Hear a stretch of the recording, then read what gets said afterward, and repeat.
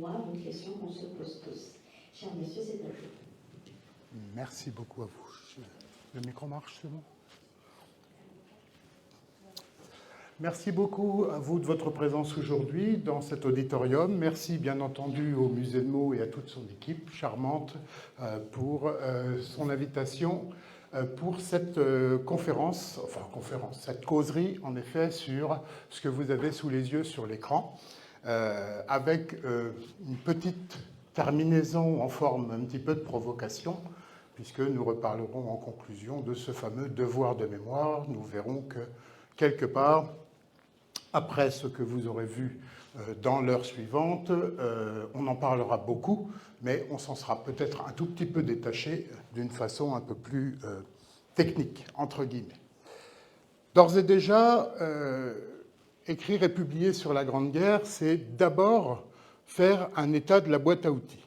Parce qu'aujourd'hui, écrire ou publier sur la Première Guerre mondiale ne se fait obligatoirement, bien entendu, que par procuration. On en reparlera tout à l'heure. Soit par procuration d'analyse, soit surtout par procuration testimoniale, puisque même les plus âgés d'entre vous dans cette salle n'ont pas vécu la Première Guerre mondiale. Donc aujourd'hui, parler de la Première Guerre mondiale, c'est exactement la même chose que parler des combats entre les Grecs et les Romains, ou de parler des batailles napoléoniennes.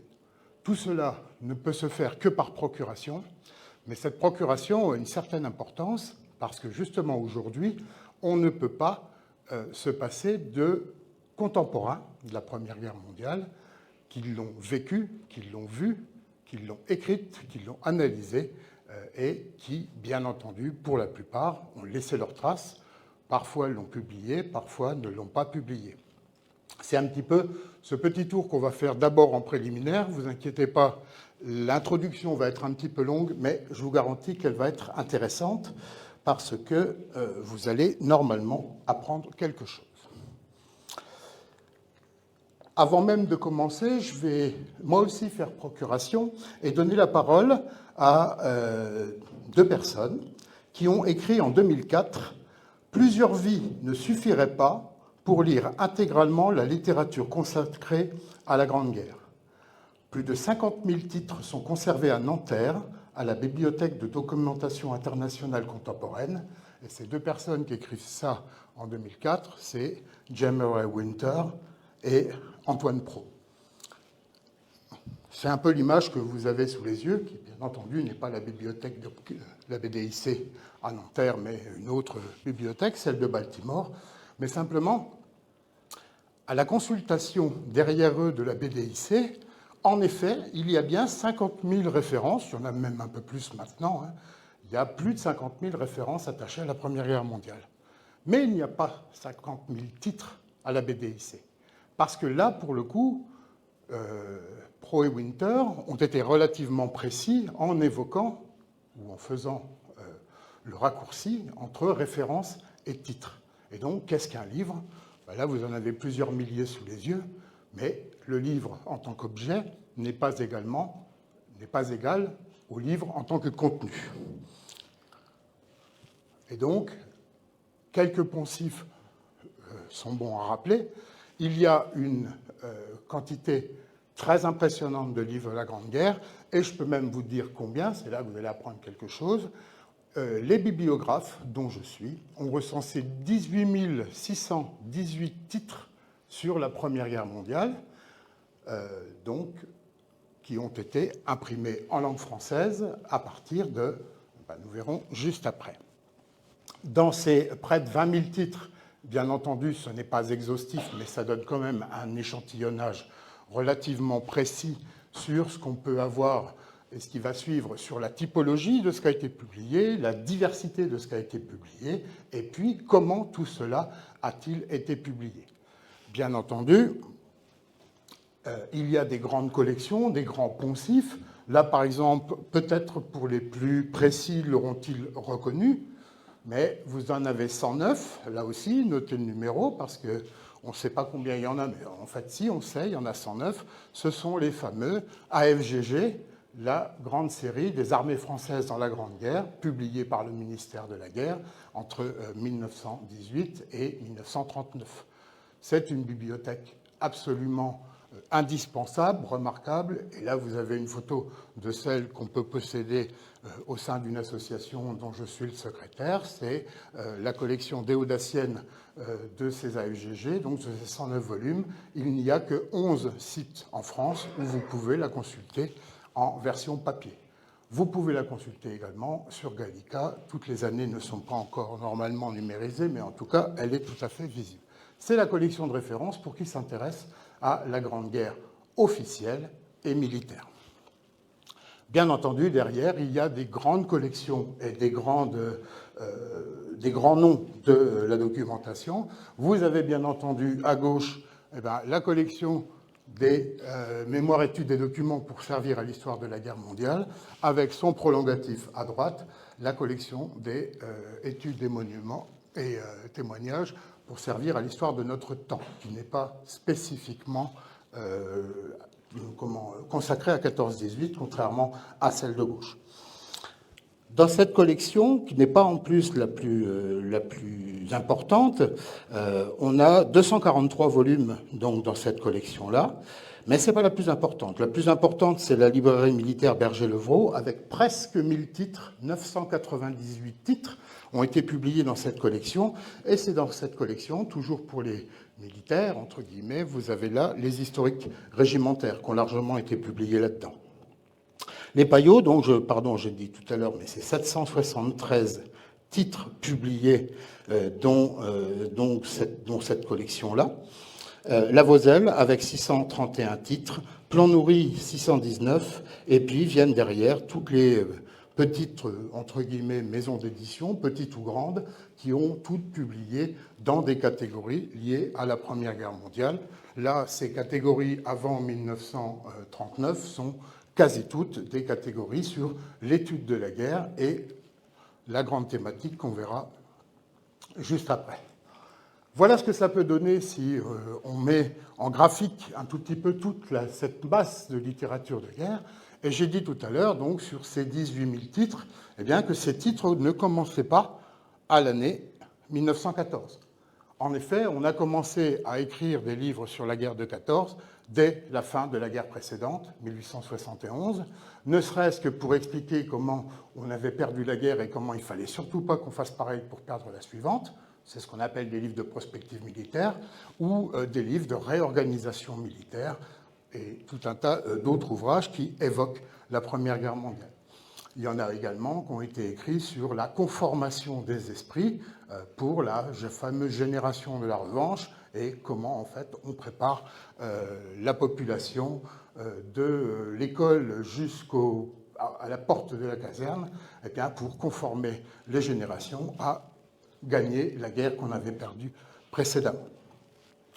La partie la plus intéressante, bien entendu, 1914 commençant en août, nous n'avons que 4 mois de guerre relatée ou de guerre technicisée dans les premiers écrits, d'où un relativement faible nombre d'ouvrages.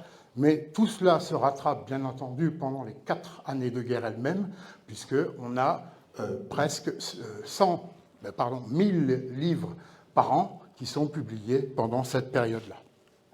Bien entendu, la guerre terminée, tout cela s'effondre un tout petit peu, et puis eh bien, la nation se rend compte de l'immense boucherie qu'elle vient de vivre et qui laisse tant de noms sur les monuments aux morts, et se déclare un deuxième pic.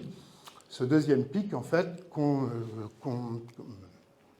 correspond à une littérature pacifique qui va se mettre en place dans les années 30, parce que vraiment plus jamais ça. Et puis l'autre partie de la littérature, c'est une littérature, premier volet d'une littérature testimoniale, qui vient la plupart du temps des militaires, dont certains ont dit « voilà ce que j'ai subi », et dont une autre partie ont dit « la boucherie, c'était pas moi ». Donc vous avez beaucoup d'ouvrages dans cette partie-là.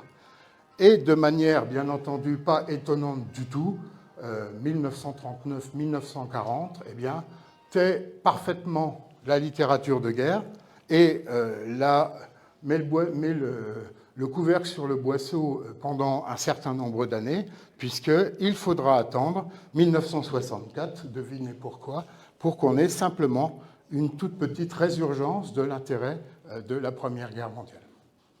Donc vous voyez qu'en fait, finalement, la période où l'on ne parlait pas de la guerre de 14 a été relativement longue, et il a fallu attendre, en fait, les années 90, la fin des années 90, et très paradoxalement, la fin de la guerre de 14, c'est-à-dire l'année 1998, la dernière année du 80e anniversaire, pour s'apercevoir d'une remontée. Cette remontée va être considérable sur le centenaire lui-même, puisque, et là pour le coup c'est le problème qu'on a en tant que bibliographe, c'est le retard entre la prise en compte dans le tableau que vous voyez sous les yeux et la publication réelle des ouvrages, il y a toujours un petit délai d'incrémentation, on s'aperçoit que le centenaire a généré une vague considérable également d'ouvrages, dont l'historial de Perron indique dans certains coins de leur publication que 2500 livres auraient été publiés pendant le centenaire. Puisqu'on a à peu près 20 000 titres sur la totalité de la durée de la guerre de 14, on a quasi 10% sur 4 ans qui ont été publiés sur cette guerre pendant le centenaire de la guerre de 14. Donc là, ici, à partir de 2020, les toutes dernières années, bien entendu, faute d'incrémentation, ça baisse beaucoup. Le mai 2024, 110e anniversaire, a redonné un petit coup, et puis 2025, 2026, tout cela, les 110e permettront de retrouver quelques titres sur la guerre de 14. Donc vous voyez en une seule image, quand et comment on a publié sur la guerre de 14 avec une certaine cohérence. C'est une guerre écrase l'autre, et là pour le coup, si on refaisait la même chose, le même travail de bibliographie sur la Deuxième Guerre mondiale, on trouverait des chiffres bien plus hypertrophiés. Donc, qu'est-ce qu'un livre de 14-18 ? Là, je ne vais bien entendu pas toutes les commenter, mais vous avez donc sous vos yeux, j'espère que vous arrivez tous à lire, la totalité de ce que peut représenter un livre sur la Première Guerre mondiale. Vous voyez que c'est particulièrement touffu, particulièrement dense, que ça prend la totalité des sciences humaines, parce que, quelle que soit la typologie dans laquelle vous pouvez évoquer la Première Guerre mondiale, cette typologie se retrouve dans une de ces catégories, avec donc des représentations particulièrement importantes.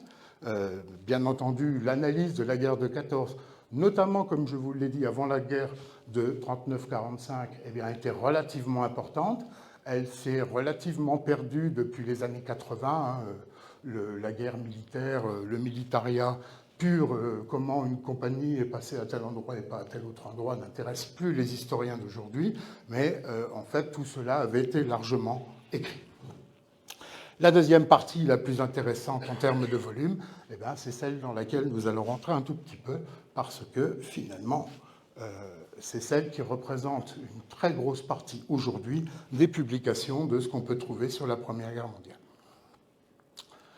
Et donc, dans ce foisonnement, le témoignage, et là, on entre un petit peu dans l'acmé du sujet et on peut en discuter. Là aussi, il convient de typologier, parce que nous allons le voir, chaque typologie n'a pas d'égal intérêt, mais elle demande à être très largement analysée et identifiée avant que vous lisiez un livre sur 14-18. Il faut impérativement que vous fassiez la démarche que je viens de faire et que je vais vous exposer, c'est-à-dire de savoir qui écrit, comment il a écrit, est-ce qu'il était contemporain de la guerre de 14, ou est-ce qu'il n'en a fait qu'un tout petit bout, etc., etc. Et donc, vous avez les différentes typologies sous les yeux de ce qui peut entrer dans un témoignage sur la Première Guerre mondiale. Et là, ce mot est particulièrement important parce que qui dit témoin dit en effet contemporain, ayant vécu l'événement. Alors ça, c'est aussi à analyser, et l'ayant relaté, quelle que soit la date à laquelle il l'a relaté, mais entre guillemets, au départ de son vivant, mais ce n'est pas une obligation non plus, on en reparlera également. Et donc, là j'ai une petite souris qui se balade, mais c'est pas ça. Je vais la retirer. Voilà. Donc voici les différentes typologies qu'on peut avoir. On va rentrer un tout petit peu dans le sujet parce que ces typologies demandent un petit peu d'éclaircissement en termes de qualification. Le statut des témoins est aussi particulièrement important. Il va de soi qu'un témoin militaire ayant porté l'uniforme et le casque n'a pas du tout le même contenu qu'un témoin civil qui va avoir raconté la guerre en fonction de son milieu. Et son milieu peut être des différents ordres, soit en zone de guerre, donc la zone de l'avant, ou carrément les villes occupées par la guerre comme Verdun ou Reims par exemple, et puis la zone occupée, là aussi, vaste. Je rappelle que la Belgique par exemple, les témoins belges étant envahis à 96%, obligatoirement, des témoins belges qui ne sont pas en zone envahie sont particulièrement rares, d'autant que les 4 pauvres pourcents de la Belgique qui n'étaient pas envahis étaient détruits. Donc, de fait, un témoin civil belge est la plupart du temps un témoin civil occupé. Mais on a également une zone occupée, bien entendu, en France, le département des Ardennes, par exemple, étant le département occupé à 100%. Donc, le statut des témoins est particulièrement important, puisque vous n'allez pas avoir un civil qui va vous raconter comment on fait la guerre en tranchée, et vous n'avez pas un militaire qui va s'étaler, mais ça peut arriver, sur comment se passe la guerre à l'arrière. Je vous rassure, il y en a quand même, il suffit simplement de ce qu'il y a à lire à l'intérieur. Donc, deux grandes typologies de témoins. Les témoins militaires, et là aussi, leur grade est particulièrement important. La guerre d'un soldat est loin d'être la guerre d'un général, vous vous en doutez bien, quelques poncifs. Et puis, la guerre également d'un aumônier va être un tout petit peu différente que celle de la guerre d'un sous-officier. On revient à ce tableau analytique. Là, cette fois-ci, nous avons un corpus de 3206 témoignages qui ont été identifiés ès-qualité dans ce que je vous ai donné tout à l'heure comme typologie. Donc, vous voyez un tout petit peu le ratio, 3000 sur 18 000. Et donc, là aussi, pas de surprise sur le plan des périodes de publication. Simplement un tout petit peu plus de représentativité dans ce que je vous ai dit tout à l'heure sur l'entre-deux-guerres, les années 30 surtout. Et puis, par contre, une représentativité beaucoup plus importante sur les ouvrages qui ont été publiés à partir de 1998, 95, 96, 98, parce que là, pour le coup, nous sommes entrés à ces époques-là dans une période de disparition programmée. C'était la disparition des derniers témoins. On en reparlera tout à l'heure. Il fallait, en effet, laisser la parole à ceux dont la parole allait bientôt s'éteindre. Si je vous montre simplement en resynthèse les deux tableaux, vous voyez ce que je viens de vous dire, c'est-à-dire sur le plan de l'encéphalogramme général, c'est à peu près la même chose. Par contre, on a quelques représentativités particulières qui viennent montrer ces postulats. D'abord, bien entendu, pourquoi le témoignage? Ce n'est pas un mot que je vais faire l'affront de rappeler en fait qui il était. C'est marqué ici. Le boss, Jean Norton Crue. Alors pourquoi on continue à l'appeler le boss? En fait, c'est parce que c'est un personnage qui peut parfois apparaître comme étant controversé en fonction de la littérature de guerre, mais je n'entrerai pas dans les détails. Mais c'est simplement celui qui a fait les analyses et la démonstration de l'opportunité analytique de parler des témoins de la Première Guerre mondiale, et notamment lui avec une sorte de bâton de pèlerin qui était d'essayer de détecter les faux ou les mauvais témoins. Aujourd'hui, c'est une démarche que nous avons donc reprise.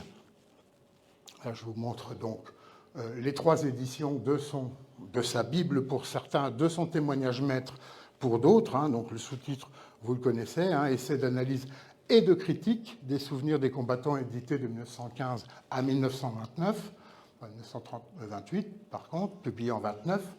Et donc là, pour le coup, ça reste encore une Bible particulièrement recherchée parce qu'il a fait ce qu'il pouvait faire encore en son temps, c'est-à-dire travailler sur chacun des témoins pour retrouver son parcours biographique, son statut d'écrivain. Et là, pour le coup, c'est intéressant de les comparer avec ce qui aura été fait plusieurs décennies plus tard. et puis surtout de démontrer si ce témoin, qui, quand il parle dans un livre, un roman ou un livre de souvenirs ou de témoignages, il parle de la guerre de 14, sa grande question, c'était le témoin a-t-il vécu la guerre de 14 ? Quand il parle de tranchées aux éparges, a-t-il fait les éparges ? Quand il parle de Verdun, a-t-il fait Verdun ? Quand il parle des Vosges, je reviendrai souvent dans les Vosges, vous saurez pourquoi, parce que chaque guerre est particulièrement spécifique. Là aussi, chaque partie de la guerre de 14 n'est pas la même. On ne fait pas la guerre à Verdun en 1915 comme on l'a fait dans les Vosges la même année. On ne fait pas la guerre dans les Vosges en 1916 comme on l'a fait à Verdun cette même année. Les moments sont particulièrement différents. On ne peut, pour Jean Norton Crue, parler correctement de ces moments différents, de ces phases différentes, qu'à partir du moment où on les a vécues dans sa chair. Il fait une analyse un tout petit peu plus populaire dans une prolongation qui s'appelle du témoignage. Et donc, cette méthodologie a été reprise par le collectif de recherche internationale dont vous avez entendu parler tout à l'heure, qui a repris donc en 2015 la méthodologie Crue et qui a continué depuis des décennies et un certain nombre de décennies à travailler sur le témoignage de la Première Guerre mondiale pour continuer à le nourrir, à l'analyser, à le prolonger dans la littérature générale. Pourquoi cela a-t-il été fait ? D'abord parce que Jean Norton Crue n'a analysé que 250 témoignages, donc vous avez vu qu'il y en a plus de 3000, on a quand même encore du boulot. Et puis la deuxième des choses, c'est que Jean Norton Crue n'a étudié que des témoins qui étaient quasi tous des littéraires. Il y avait très peu de plébéiens. Or, c'est inverse de la stratigraphie sociologique des combattants de la guerre de 14. On avait dans les tranchées, en proportion, bien plus d'ouvriers, de paysans et de viticulteurs qu'on a eu de professeurs d'université, d'historiens, de littérateurs ou d'artistes, là, en proportion. Et donc, quand on analyse le statut des témoins selon Norton Crue, eh bien, on ne trouve aucun témoin plébéien, on ne trouve que des intellectuels. Il s'agissait là aussi de retravailler la méthode Crue, mais de l'appliquer à tous ces témoins ouvriers, artisans, simples soldats, etc., qui eux-mêmes avaient versé dans la littérature de guerre, y compris pendant le temps de Norton Crue. Certains témoins, La guerre vue par un paysan, par exemple, elle a été publiée avant 1928. Et donc, de fait, Norton Crue aurait pu le prendre en compte et montrer qu'il n'y avait pas non plus que des intellectuels à la guerre. Et puis, le dernier qui vient d'être publié prolonge un tout petit peu ce qu'avait fait Norton Crue avec du témoignage, c'est-à-dire continuer d'analyser ces paramètres, parce que ces paramètres continuent de changer au fur et à mesure des décennies, au fur et à mesure également de nos méthodes analytiques, parce que ça rencontre l'anthropologie, la sociologie et un certain nombre de sciences humaines qui n'ont parfois pas été à la mode ou pas été prises en compte au cours des analyses, donc avant les années 1980. Tout cela change. Alors, quelques papas, là je vais vous donner quelques ouvrages, mais c'est simplement à titre de démonstration.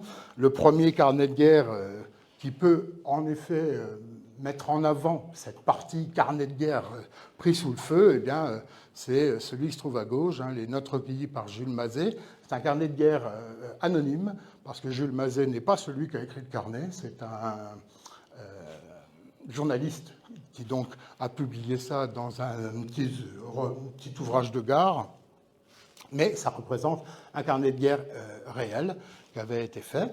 Et puis, après, nous avons des décennies de publication de carnets de guerre.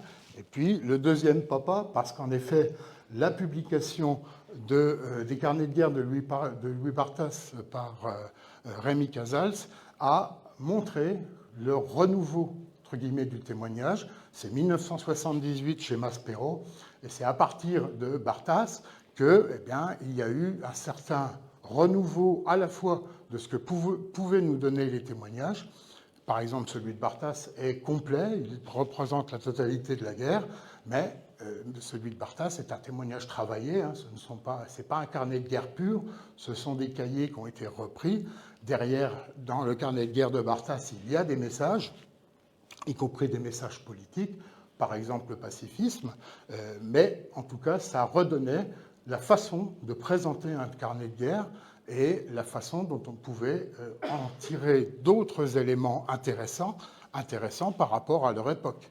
Par exemple, dans les années 90, eh bien, il y a eu un renouveau très large de l'étude des témoignages, ne serait-ce que pour la réhabilitation des fusillés, pour l'exemple, par exemple. Parce qu'il y a plein de choses qui sont à la mode en fonction des décennies ou des regards qu'on leur porte. Des perles, vraiment. Des perles pourquoi? Parce qu'en fait, quand on lit des centaines de témoignages de la guerre de 14, parfois on a l'impression de lire à peu près toujours la même chose.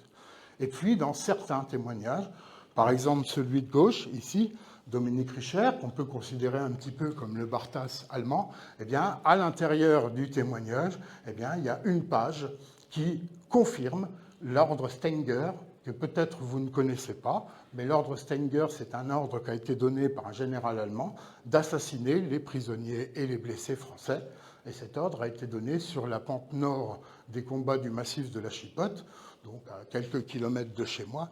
Et donc, à l'intérieur du témoignage, eh bien, on avait des confirmations de ce qu'on lisait éparses dans les témoignages. Parce qu'en effet, certains Allemands disent « ouais, il est hors de question que je fasse du Stenger. Moi, la barbarie, j'en veux pas. » Et donc, beaucoup de témoins ont raconté en disant bah, « tiens, le bruit court qu'on a assassiné, etc. etc. » Là, l'intérêt, c'est d'avoir un témoin qui est à l'intérieur du régiment Stenger et qui raconte comment il reçoit l'ordre et comment, la preuve, il ne l'applique pas. Le témoignage de Louis Bobier aussi, par exemple, là, c'est des témoignages qui sont publiés en très très peu d'exemplaires, 100, 200, 300 exemplaires. Sur la totalité de la littérature de guerre, c'est pas beaucoup, mais qui sont parfaitement intéressants, importants, en fonction des lieux qu'ils parcourent, en fonction de leur statut. Ici, on a un chasseur alpin.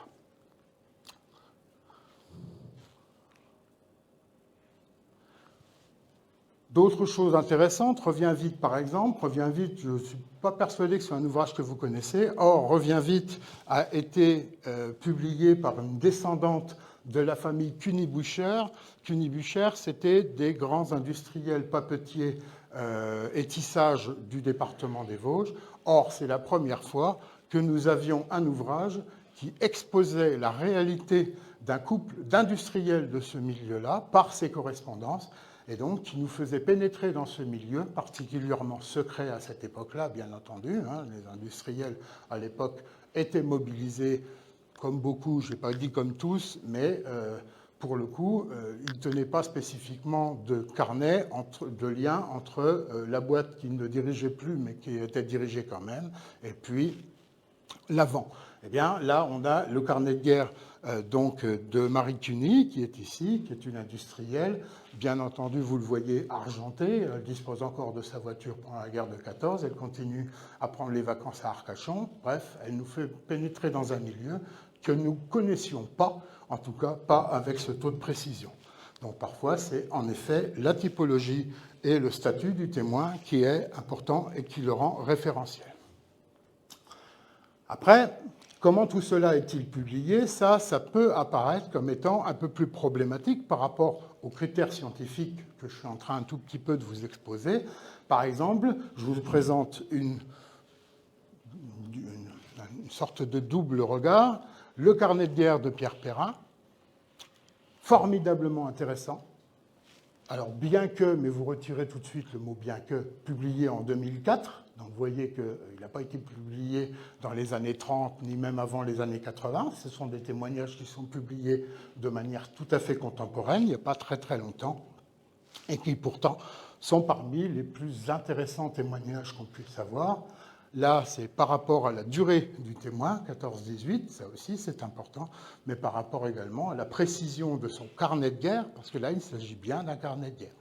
Le mais qui se trouve en bas à droite, c'est qu'en fait, il a fallu, pour analyser ce témoignage-là de manière correcte, notamment pour statufier le témoignage, lui donner un statut, et puis avoir les repères chronologiques, quand est né Perrin, quand est-ce qu'il est mort, et bien, il a fallu recontacter la famille de Pierre Perrin. Il se trouve que son fils est toujours vivant. Vous savez qu'aujourd'hui, c'est la guerre des petits-enfants. C'est plus la guerre des enfants qu'on a, c'est la guerre des petits-enfants.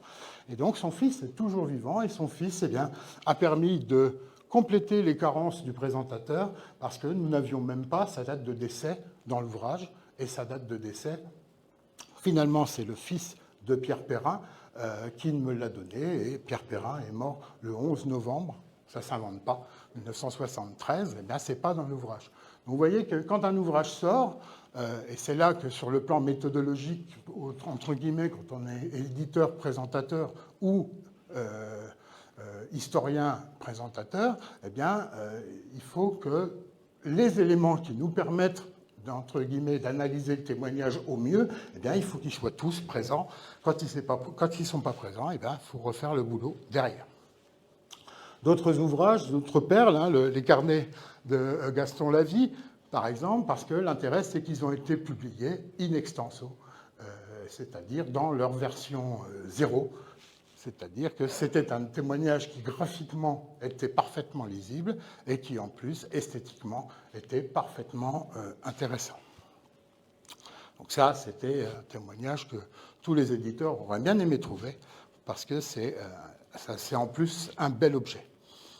Ce n'est pas le seul, vous en avez d'autres. Ici, par exemple, les carnets de Lamaze, eh bien, lui aussi, il n'a pas seulement écrit sa guerre, il l'a également dessiné à chaque fois qu'il avait l'occasion de prolonger son témoignage écrit d'un tableau vivant, y compris d'un autoportrait tel que ici. Et puis, un des plus récemment parus également, donc le témoignage de Nougared. Et là, ça amène quelque chose aussi qui est triptyque. La première, c'est la qualité également du témoignage. Donc, on revient à la vie et à Lamaze, c'est la même démarche. On a également une relation de guerre d'un officier, parfaitement intéressante, mais un ouvrage qui fait plus que 300 pages ne représente que 3 semaines de guerre. Ces 3 semaines, c'est la bataille du chemin des Dames avant le chemin des Dames, puisque c'est les combats de la ferme d'Urtebise qui ont lieu en septembre 1914, c'est-à-dire quand tout commence, avant même que le plateau soit entièrement détruit. Et donc, vous voyez que ces témoignages-là peuvent être intéressants de différentes manières. Là, par exemple, on s'extrait complètement du phénomène des batailles du chemin des Dames, 1915-1917 surtout, on est avant le vrai chemin des Dames, entre guillemets, c'est-à-dire celui qu'on connaît plus par la littérature de guerre. Des témoignages également surréalistes, là je reviens un petit peu dans mes Vosges, mais c'est juste pour la démonstration de quelque chose. Peut-être savez-vous que quand l'armée française entre en Alsace en août 1914, eh bien, elle fait des prisonniers civils.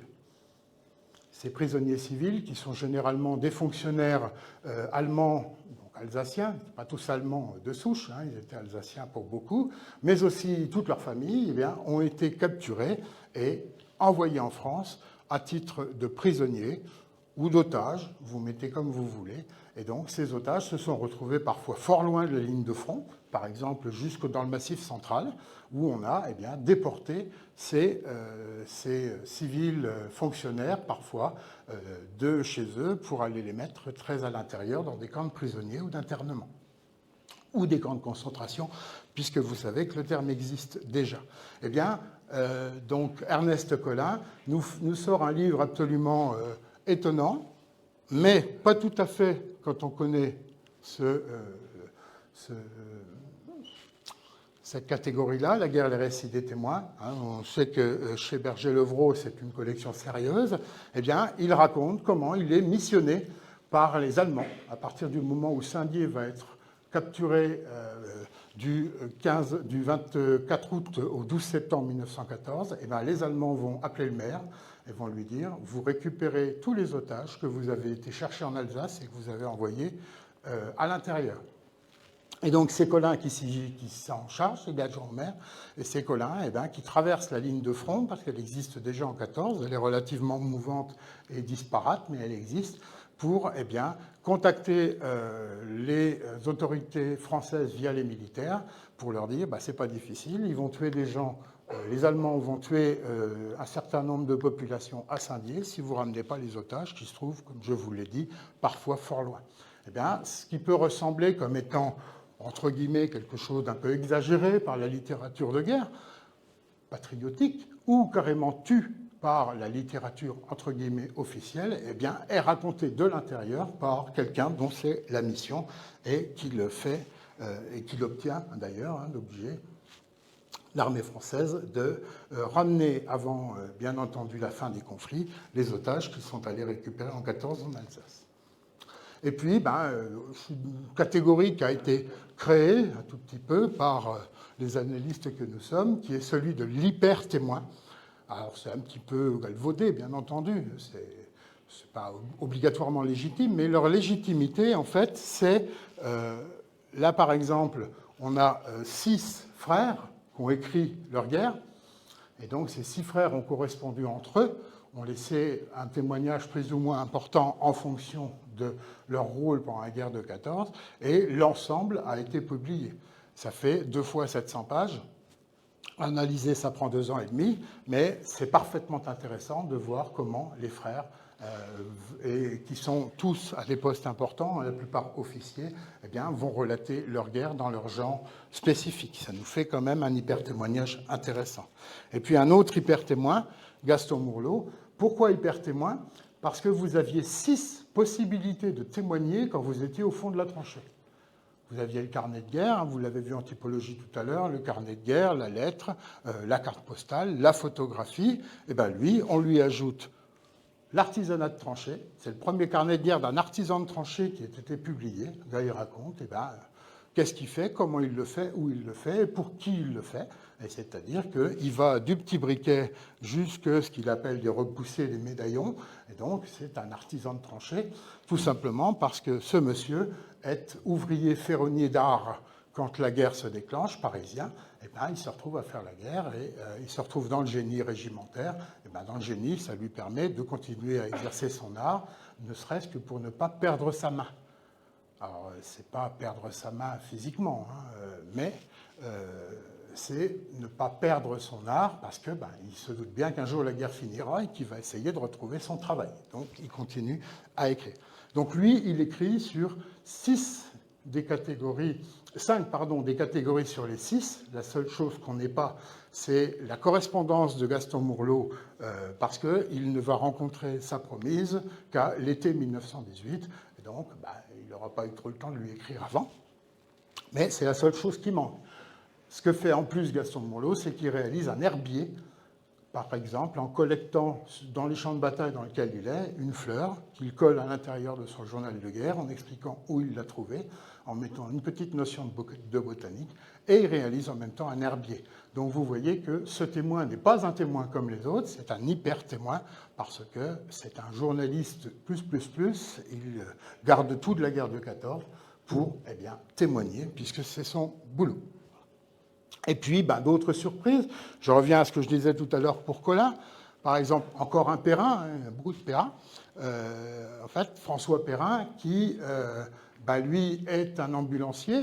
Donc, comme beaucoup d'autres, la guerre des ambulanciers, on en a pas mal, ils sont très intéressants.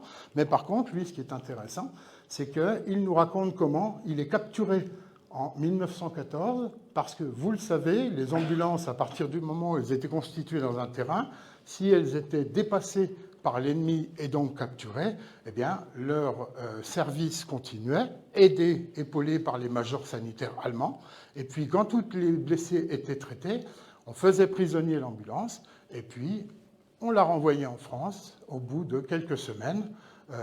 Quelques semaines, bien entendu, parfois quelques mois, pour éviter que ces ambulanciers deviennent des agents de renseignement sur ce qui s'est passé, mais ils en étaient quand même, bien entendu.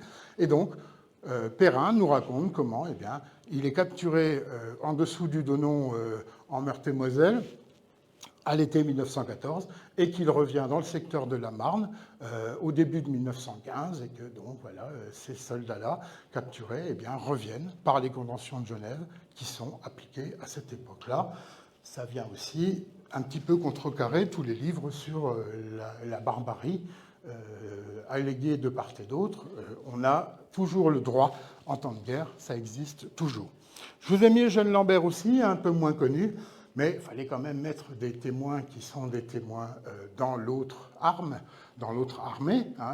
Pierre Perrin, Eugène Lambert, pardon, était soldat finalement embauché dans l'armée allemande, puisqu'il était alsacien-lorrain, là pour le coup il était mosellan, et donc il se retrouve à porter l'uniforme contre lui parce qu'il était francophile et francophone, et c'est le premier qui évoque à la fin de son récit la notion de « malgré nous » de la Première Guerre mondiale.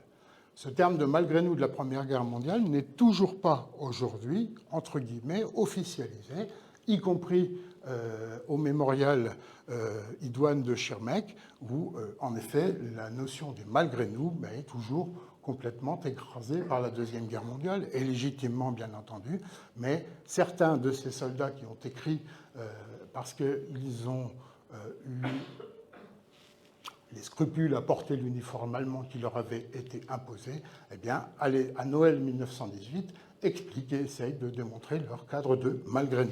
Vous voyez que le « malgré nous » n'existe pas seulement pendant la Première Guerre mondiale. Le travail a posteriori également d'analyse des témoignages permet aussi quelques identifications. Par exemple, M.A. Butin, M.A. Butin n'existe pas. Et donc, quand vous voulez en effet retracer le parcours biographique d'une personne qui n'existe pas, d'un pseudo, c'est relativement compliqué. Et donc, ça oblige à l'identification. L'identification n'était quand même pas aussi compliquée que ça, puisqu'en fait, M.A. Butin s'appelle en fait Emma, donc M-A-E-2-M-A, Emma Hubinet. Et donc voilà, si vous faites en fait l'analyse du mot, vous apercevez que son pseudo était dans son nom, enfin son nom était dans son pseudo, et que donc, bien entendu, quand on vous donne la clé, on dit, oui, en effet, c'était facile. Oui, c'était facile, mais quand on l'avait, personne ne l'avait fait, c'est pas si facile que ça quand on ne le trouve pas. Et puis, celle-ci. Alors là, c'est encore plus difficile, parce que vous avez un certain nombre de carnets de guerre qui ont été écrits par des infirmières religieuses. Et ces religieuses, la plupart du temps, utilisaient leur nom de religion. Et donc là, nous avions Sœur Saint-Éleuthère. Alors, Sœur Saint-Éleuthère, Sœur Saint-Éleuthère n'existe qu'en religion. Et en fait, il s'agit de Marie Hayes, H-A-Y-E-S. Il a fallu quelques décennies pour trouver en effet qui était ce personnage qui décrit en fait l'occupation allemande à Noyon et qui est parfaitement intéressant à lire. Derrière ça, bien entendu, tous les éditeurs se valent, mais certains éditeurs sont en effet beaucoup plus spécialisés. Là, vous avez 4 maisons d'édition qui, dans la spécificité des éditeurs, entre guillemets, un petit peu militants, a continué à travailler sur la guerre de 14, qui n'intéresse, disons-le vraiment, plus grand monde aujourd'hui sur le plan d'une certaine littérature. Là, vous aviez encore quelques éditeurs qui continuent mordicus à travailler. Malheureusement, celui-ci, a priori, c'est fini cette année, puis celui-ci aussi. Les 2 autres continuent, mais vous inquiétez pas, ça ne va plus durer longtemps.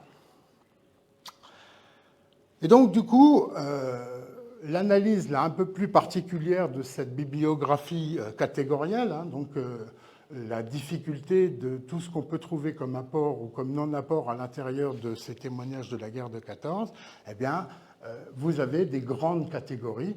Et dans ces grandes catégories, elles disposent chacune de leurs avantages et de leurs inconvénients. Celle qui sort tout de suite pour le grand public et celle qui est la plus parlante, ce sont les lettres et les correspondances. Il s'en est, selon les chiffres, j'en ai lu plusieurs, on dit qu'il y a eu 4,5 milliards de lettres qui ont été envoyées par les soldats de la Première Guerre mondiale pendant toute la Grande Guerre. Bon, je pense que les chiffres exacts seront un peu plus difficiles à trouver, mais en tout cas, c'est un des premiers corpus d'intérêt que l'on peut trouver du passage des archives familiales, c'est-à-dire le fameux effet de caisse. Vous avez dans le grenier une caisse en bois avec tout un tas de vieux papiers. Souvent, dans les vieux papiers, il y a ça. Et donc, c'est un corpus qui est celui qui est le plus connecté aujourd'hui à nous, contemporains, c'est-à-dire les lettres des soldats. Et ces corpus sont relativement différents. Vous avez en effet le bout de papier griffonné, la lettre donc avec des en-têtes différentes, en papier tout à fait militaire, mais avec tous les papiers du monde, y compris des papiers d'hôtel ou de cantine, c'est-à-dire d'établissement où on vendait du papier à lettres. Et puis vous avez bien entendu la carte postale. La carte postale, c'est là aussi des deux matériaux les plus importants. Dans les 4,5 milliards de correspondances, on a largement plus de la moitié en carte postale. Et donc ça forme un corpus important, le deuxième étant la lettre typique. Par contre, derrière, je vous ai parlé de forces et faiblesses.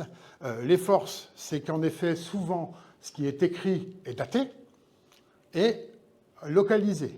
Alors bien entendu, pas à partir d'août 1914 où la censure commence à se mettre en place, et là je viens de mettre le gros mot qui est celui de la plus grosse faiblesse à l'intérieur de ces catégories-là, c'est la censure militaire qui intervient à différents niveaux très rapidement pendant la Première Guerre mondiale. Je vous le dis, dès août 1914, on commence à dire « Messieurs, vous n'avez plus le droit de dire d'où vous écrivez ». D'où l'invention du secteur postal. Comme ça, on anonymise un tout petit peu tout ça. Et puis, plus ça vient, plus il va y avoir des choses interdites à l'intérieur de la correspondance, qui sont lues dans les rapports journaliers des autorités de régiment, enfin des sous-officiers de régiment à leurs soldats, en disant « Vous n'avez plus le droit de dire où vous êtes, vous n'avez pas le droit de dire avec qui vous êtes, votre régiment, on ne veut plus le faire apparaître, et puis vous ne dites plus non plus si vous aimez la guerre, enfin bref, c'est la censure. » Mais paradoxalement, cette censure est parfois moins importante que l'autre censure, c'est l'autocensure, parce que cette autocensure a plusieurs ordres. Et la première, c'est que vous n'écrivez pas la même chose à votre mère, à votre femme, à votre copain de régiment ou au patron de l'usine duquel vous venez juste de sortir. Et donc, les lettres ont un intérêt différent en fonction de son destinataire. Bien entendu, vous n'allez pas dire à votre épouse, à vos enfants ou à votre mère la boucherie que vous êtes en train de vivre. Vous allez finalement, au fur et à mesure du temps, et ça se retrouve également dans les livres de guerre, une guerre fantasmée par les soldats eux-mêmes. Très souvent, les soldats racontent la guerre que les civils veulent entendre. Et donc, de fait, ça a une influence particulière sur la qualité de ce témoignage-là, qui savoir donc les lettres ou les correspondances, parce que vous avez une guerre tronquée et parfois même parfaitement insincère. Ce n'est donc paradoxalement pas le meilleur matériau dans lequel vous pouvez trouver les informations que tout historien ou tout anthropologue veut essayer de retrouver en étudiant les correspondances, enfin les témoignages de la guerre de 14, parce qu'il y a énormément de fausseté à l'intérieur de ce genre de choses pour des caractéristiques que je viens de vous donner. Un autre écueil, la plupart du temps, c'est que dans ces correspondances dites orthogonales, c'est-à-dire qu'elles partent de la tranchée et qu'elles vont vers l'arrière, elles ne vont pas de la tranchée à la tranchée, ces correspondances orthogonales, la plupart du temps, sont également hémiplégiques. Vous avez la plupart du temps la correspondance d'un des seuls, si vous écrivez à votre épouse, en fait, vous n'avez soit que la correspondance de l'épouse, soit que la correspondance du poilu. C'est parfaitement dommage. Quand on tombe sur des témoignages comme celui-ci, il a une particulier, celui de William et Marie Benetto, c'est qu'en fait, William écrivait la réponse à la lettre de Marie au dos de la lettre de Marie. Et donc, de fait, on a retrouvé l'ensemble de la correspondance, et là, pour le coup, il y avait les deux côtés. Et donc, c'est parfaitement intéressant parce que très souvent, le soldat, en fait, répond à la lettre qu'il reçoit, et ça devient une sorte de codage qui existait bien entendu également dans les correspondances, on pouvait coder, en fait, une partie de la correspondance aujourd'hui devient incompréhensible. Quand le mari répondait sur une question très précise de l'organisation du foyer ou de l'entreprise, il répondait, mais on n'avait pas la question. Parfois, en effet, c'est un peu handicapant. Là, quand on a la chance d'avoir, là pour le coup, sur le même support les deux faces du miroir, ça devient tout de suite beaucoup plus intéressant. Impression et réflexion et souvenir et mémoire. Si je les ai regroupés tous les deux, c'est parce qu'en fait, ce ne sont, entre guillemets, que ça peut être que de la querelle sémantique, hein, les impressions, les réflexions, les souvenirs et les mémoires. Elles ont toutes leurs avantages et leurs inconvénients. L'avantage, dépend de la proximité de l'impression, de la réflexion. Si elle a été faite sous le feu et qu'elle a été immédiatement consignée sur un morceau de papier qui deviendra finalement un livre, là, ça a un intérêt. Si cette impression ou cette réflexion a duré 70 ans et qu'elle a été écrite dans les années 1980, là, c'est plus la même chose. Parce que là, pour le coup, l'écueil de ce genre d'écrit eh bien, est celui de l'analyse. Ça peut être en effet une plus-value dans l'ouvrage, mais ça peut être également un écueil parce que, et on revient un petit peu à Barthes et à tant d'autres, c'est qu'en fait, dans leurs écrits ont été intellectuellement travaillés pour porter un message. Le journal de guerre, là, pour le coup, n'a pas obligatoirement de message pour d'autres raisons qu'on évaluera tout à l'heure. Et donc là, pour le coup, y compris dans des collections que je vous ai présentées tout de suite, hein, celle-là qui est la plus référentielle, eh bien, on trouve de tout et de rien. Mais parfois de rien. Alors là, pour le coup, je vais faire ma petite pause. J'aime bien faire des petites pauses. C'est des petites pauses dans lesquelles je travaille, c'est comme à la maison. Et donc, le fameux Michelin, des carnets de campagne. Alors là, vous vous dites, carnet de campagne du général Michelin, quand on lit par ailleurs, alors c'est pas le mec des pneus, hein, quand on lit par ailleurs sa campagne, il fait la campagne des Vosges par exemple, on se dit, waouh, ça va être super, parce que c'est un général qui n'a pas été général tout le temps, hein, il a monté les grades et il les a montés sous le feu. Donc son témoignage va être top. Voilà ce qu'on en dit. L'historien n'apprend presque rien dans son ouvrage qui mélange souvenirs et notes issues d'un carnet de route, parfois délaissé pour des raisons stratégiques. En effet, il déclare, page 106, il, bien entendu, c'est le général Michelin, « J'ouvre un carnet de fortune, l'interdiction étant formelle de garder sur soi tout document en période d'attaque. » Donc, que met-il dans son carnet ? Il met que ce qu'il met quand il n'est pas en période d'attaque. Et donc, là, pour le coup, ça devient un peu moins intéressant, parce que justement, ce qui peut intéresser une partie des lecteurs, c'est la période d'attaque. Du coup, l'auteur disserte sur le monde politique et militaire global en guerre, dialogue avec lui-même, fait de la littérature ou de la doctrine militaire dans un style parfois télégraphique, sur l'ascendant moral par exemple, qui pollue la relation attendue de son parcours de guerre pouvant être favorisé par un tel statut. Donc vous voyez que même dans cette collection-là, eh bien, il y a parfois des daubes, ça existe. Et puis, un qui est particulièrement connu, notamment pour les affiliés du secteur du bois-le-pêtre, ils ne sont pas super nombreux, eh bien, c'est un des titres que j'entends le plus souvent évoquer, le fameux Le bois-le-prêtre de Dieterlen, octobre 14, avril 15, et publié dans la collection prestigieuse des Mémoires et récits de guerre. Vous la connaissez, c'est la collection bleue de la librairie Hachette. Et en effet, dans la collection bleue de la librairie Hachette, c'est une des premières collections publiées aussi. Vous voyez la date, elle est publiée dès avant la fin de la guerre. Eh bien, on a normalement quelque chose de parfaitement qualité. Et donc, je vais laisser Norton Crue, là, cette fois-ci, raconter ce qu'il en pense. Norton Crue décrit parfaitement le sentiment de l'historien à la lecture de ce pensum. Rien n'est plus navrant alors que de voir un combattant, un mutilé, s'exprimer dans le ton de ces artistes de bravoure qui déchaînent la fureur des poilus. Tout le livre de Dieterlen dépeint une bravoure exagérée, livresque, non humaine. Ces soldats sont des surhommes et ils s'expriment dans un style qui scandaliserait les vrais poilus. C'est exact. C'est une pauvre daube, même si j'aime bien Dieterlen, il est mort à Gérardmer, dans les Vosges. Mais en effet, y compris dans cette collection-là, eh bien, on a quelque chose de parfaitement illisible et innommable parce que certains poilus, et là je reviens à Norton Crue lui-même parce que c'est justement des Dieterlen qu'il recherchait. Il recherchait à détecter à l'intérieur des ouvrages eh bien, ce qu'on appelait les rossignols du carnage, des Barès par exemple, eh bien, qui écrivaient une guerre qui n'existait pas sur le front. Ou, rappelez-vous, le front, c'est de la mort, de la merde et du sang. C'est tout. Eh bien, Dieterlen ou Michelin sont des exemples dans ces catégories-là qui ont ce triste privilège. Donc, méfiez-vous de cela, et même de cela, même si on a du très bon d'habitude. Et puis, il y a un autre cas, et là, cet autre cas-là, pour le coup, ça peut en effet égratigner un petit peu le mythe, mais moi, je ne suis pas là pour favoriser les mythes, eh bien, c'est la parole des derniers poilus, c'est-à-dire ce qu'on appelle les paroles tardives.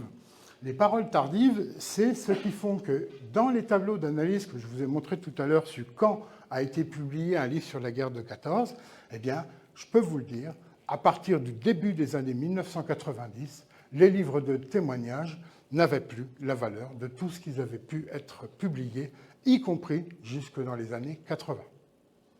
Je parle des témoins vivants. Par exemple, J'ai vécu la Première Guerre mondiale de Jean-Yves Dana, dans cette petite collection sympa. Eh bien, il se trouve qu'à l'intérieur, vous aviez ce personnage. Eh bien, ce personnage, Claude-Marie Boucaud, avait fait la guerre à la Fontenelle, et je suis un des connaisseurs un petit peu de ce champ de bataille qui se trouve à quelques kilomètres de chez moi. Eh bien, la comparaison de ce qu'en disait à la fin des années 80 Claude-Marie Boucaud et la réalité de la guerre de 14 que je connais par justement le fameux croisement des sources et l'analyse de terrain, eh bien, n'avait finalement pas grand-chose à voir.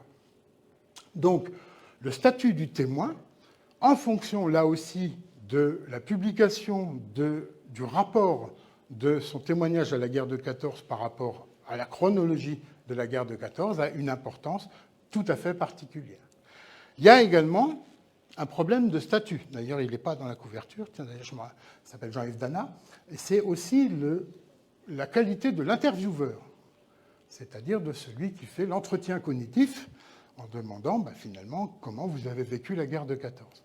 C'est un écueil qu'on n'a pas dans cet ouvrage-là, donc l'ultime sentinelle, parce que Jean-Noël Grandhomme est un des grands spécialistes de la guerre de 14 en Alsace et en Moselle, et lui savait ce qu'il devait entendre de la part de ses témoins. Les 17 derniers anciens combattants alsaciens-lorrains qu'il a interviewés, eh bien, quand il gâtouillait, ou quand il racontait des bêtises, ou qu'il faisait des confusions. Moi, j'ai lu dans les témoignages des derniers témoins des bombardements de colonnes d'Exode qui ressemblaient furieusement aux colonnes d'Exode de 1940, eh bien, lui recadrait ou ne publiait pas. C'est-à-dire que voilà, si le dernier témoin partait dans des délires un petit peu alzhémériens, eh bien, ça n'arrivait pas jusqu'au papier. Et donc, les 17 analyses, les 17 rapports des derniers témoins alsaciens par Jean-Noël Grandhomme, eh bien, ceux-là, on peut leur faire confiance à un taux proche de 100%. Donc, vous voyez qu'il n'y a pas que le témoin qui est important. Il y a celui également qui recueille la parole du témoin quand ce témoin-là n'a pas publié lui-même. C'est parfaitement important, finalement aussi, même si ça peut être un tout petit peu tendancieux, eh bien, d'essayer de savoir qui est l'intervieweur, quel est le statut de l'intervieweur. Ça aussi, c'est important. Par exemple, je vous ai montré au tout départ, dans Les Papas, le témoignage d'un soldat anonyme recueilli par Jules Mazet. Jules Mazet n'était pas un combattant. Donc, est-ce qu'il recueille parfaitement un témoin qu'il recopie parce que le témoin avait tenu un journal, ou est-ce qu'il écoute le témoin raconter sa guerre et, en journaliste, reprend la guerre? Eh bien, il y a un filtre. Eh bien, ce filtre-là, il faut également le détecter avant de le lire. C'est compliqué, hein? Et donc, on arrive pour un certain nombre de Graal, finalement. Je vais regarder, mademoiselle, je vois que... Non, ça va, c'est bientôt fini. Voilà. On a également, là aussi, le statut du témoin. On va rappeler un petit quelque chose. Le journal de guerre, c'est quand même relativement le Graal. Pour quelle raison? C'est parce qu'en fait, ce journal de guerre, la plupart du temps, a été tenu par un témoin pour ce témoin-là. C'est-à-dire que c'est la mise sur le papier des événements parce que chacun, et on n'a pas beaucoup qui n'ont pas eu ce sentiment, chacun a eu l'assurance que, commençant la guerre de 14, ils étaient en train de vivre un événement extraordinaire, un événement mondial. La guerre de 14, tout de suite, est prévue et est sentie comme étant une guerre qui va devenir mondiale.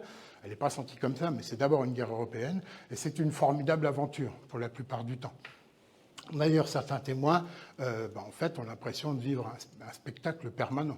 le spectacle de la pyrotechnie, mais également le spectacle des hommes et des choses qui se passent. Enfin bref, ils écrivent ça comme ça. Et donc, là aussi, on a une gradation en fonction des âges. Là, par exemple, j'amène le témoin Yves Congar. Yves Congar, quand il commence son témoignage d'occupé dans les Ardennes, il a 13 ans. Donc, c'est intéressant d'avoir un journal de guerre d'adolescent qui, bien entendu, va être repris après, puisqu'Yves Congar va devenir un ecclésiastique important. On prend Marcelle Le Rouge. Marcelle Le Rouge, elle a 14 ans quand commence son journal de guerre. Et donc, c'est intéressant de voir le journal de guerre de Marcelle Le Rouge, parce qu'on a un journal de guerre d'adolescente. Eh bien non. Quand vous lisez le journal de guerre de Marcelle Le Rouge, elle met deux, trois réflexions personnelles, et tout le reste, elle écrit ce qu'elle lit dans les journaux. Donc, finalement, quand on referme l'ouvrage, on se dit, autant lire le journal d'origine.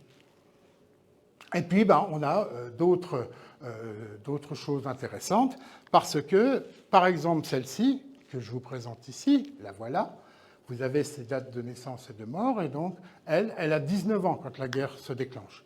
19 ans, on est encore adolescent. Je vous rappelle que la majorité est à 21 ans.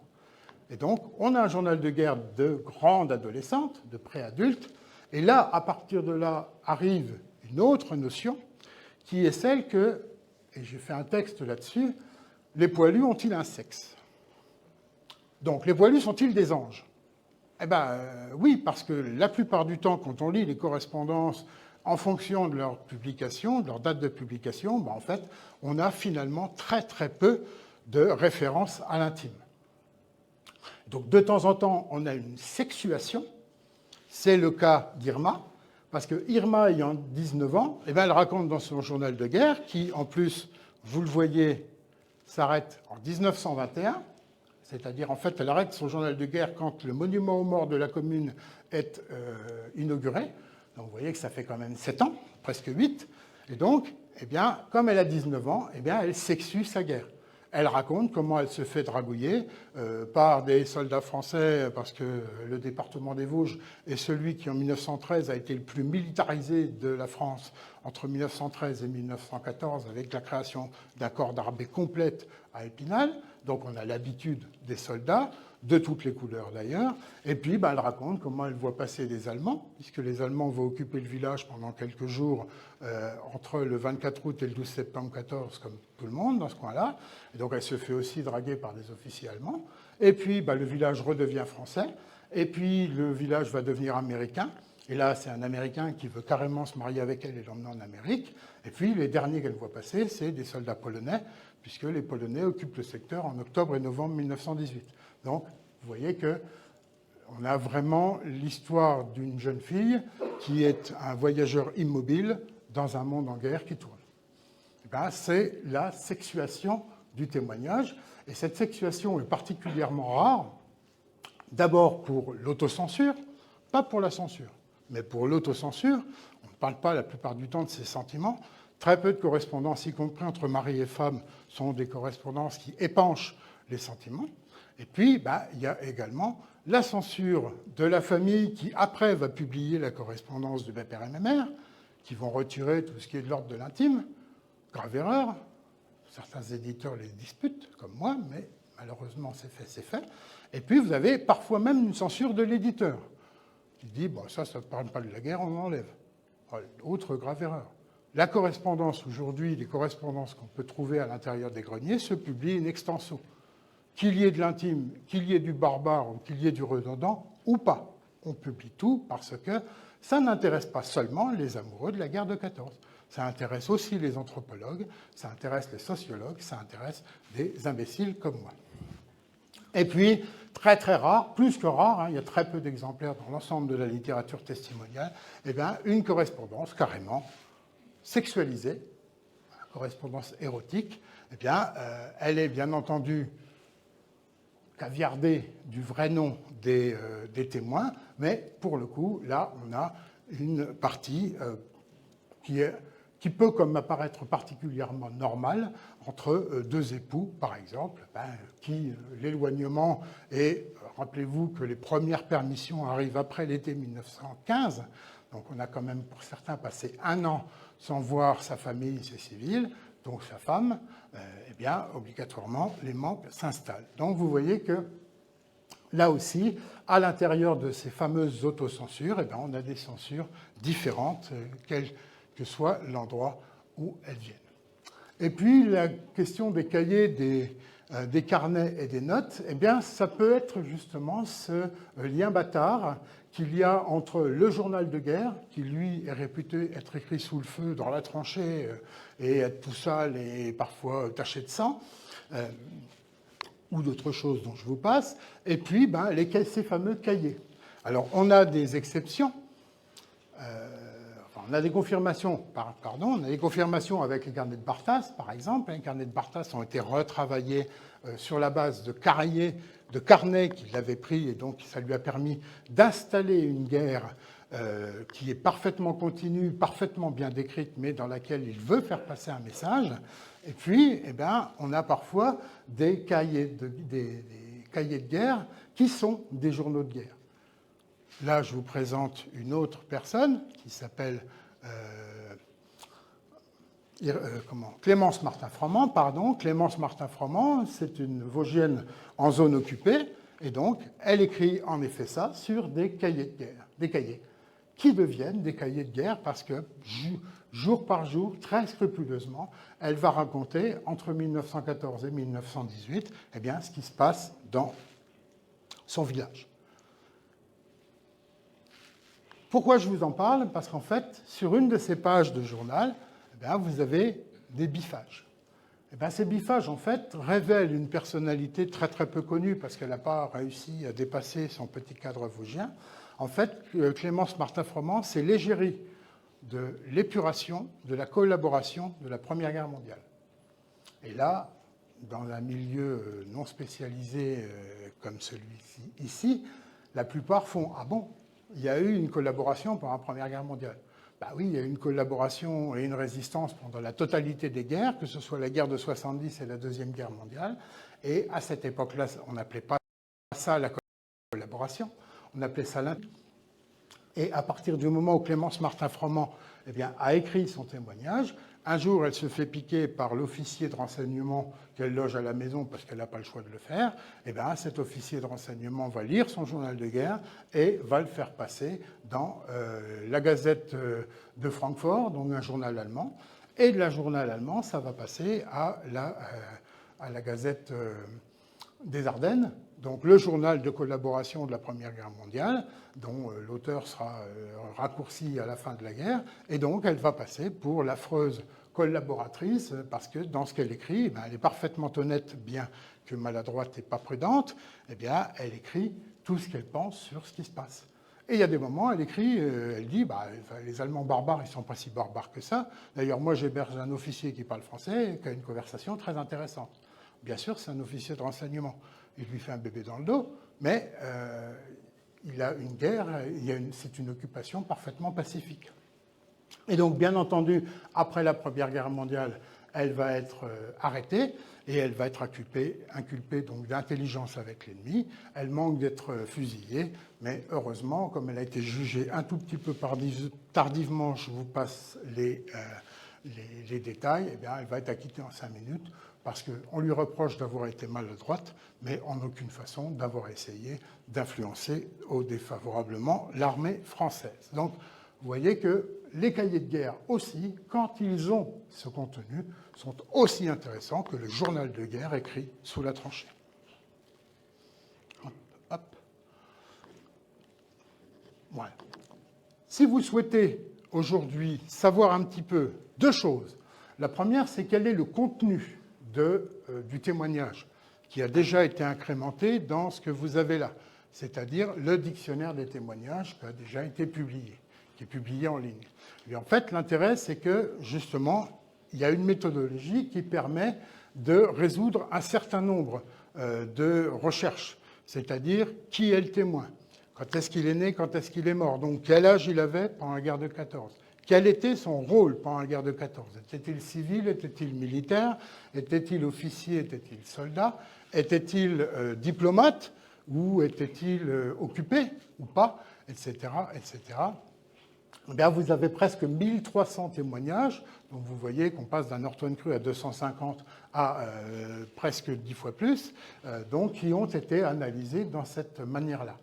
C'est analysé triptyquement, c'est-à-dire qui est le témoin, le résumé du livre, bien entendu, parce qu'il faut quand même savoir de quoi on parle, et la troisième partie, c'est une partie, donc, qu'est-ce qu'on apprend dans le livre. Et ce n'est pas du tout la méthode Norton Cru, bien que je vous ai lu des choses tout à l'heure qui taillent un peu.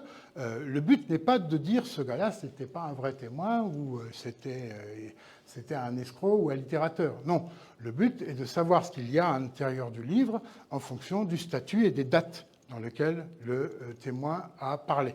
Et donc ça a cet intérêt, c'est de décrypter ce que vous allez lire pour le ranger dans les cases et surtout pour abonder à éventuellement votre objet de recherche, c'est-à-dire qui a écrit, par exemple, sur telle bataille.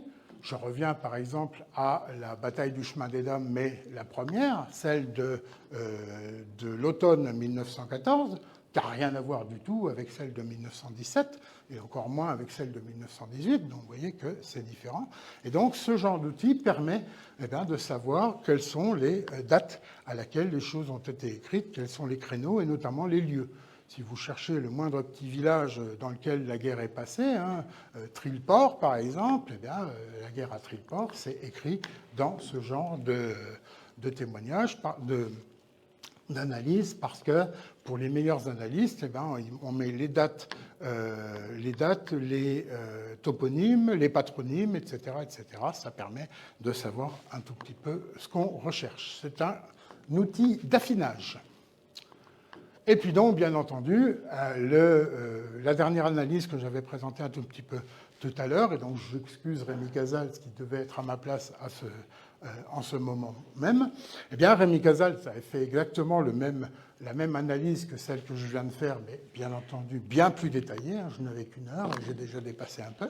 Mais il a fait quelque chose qui est particulièrement casse-gueule, et c'est ce qu'avait fait aussi Norton Cru. Vous savez que j'en connais certains, d'ailleurs, qui de temps en temps sont contents de me raconter leurs découvertes, parce que certains bibliophiles, là cette fois-ci, ce n'est pas des bibliographes, c'est des bibliophiles, essayent de se faire la bibliothèque Norton Cru, c'est-à-dire de récupérer les 259 témoignages que Norton Cru a analysés pour faire une belle bibliothèque Norton Cru. Très difficile à faire, les témoignages qui sont difficiles à récupérer aujourd'hui. Rémi Casals, lui, s'est payé le risque de sortir le meilleur témoignage par département. Donc, ce que je sais aujourd'hui, c'est que, après quelques semaines de publication, il y a des gens qui vont essayer de se faire une bibliothèque casalsienne, c'est-à-dire d'essayer de trouver le meilleur témoignage selon les analystes bibliographiques par département. Et donc, là, pour le coup, ça peut débuter une nouvelle recherche. Là aussi, parfois particulièrement difficile à faire. Moi, j'ai lu plusieurs centaines de témoignages. Il y en a que je ne lirai jamais sur le plan papier, parce que c'est des livres particulièrement introuvables. Si un jour vous me trouvez, par exemple, 2 frères morts pour la patrie, là, vous avez le droit de me téléphoner jour et nuit. Je ne l'ai lu qu'en version Gallica. Or, en version Gallica, on aime bien, on peut les lire, mais on préfère la vraie version. Bref, merci beaucoup de votre patience. Et puis, bien entendu, si vous avez quelques questions complémentaires, je ne sais pas à quelle heure les Miss me mettent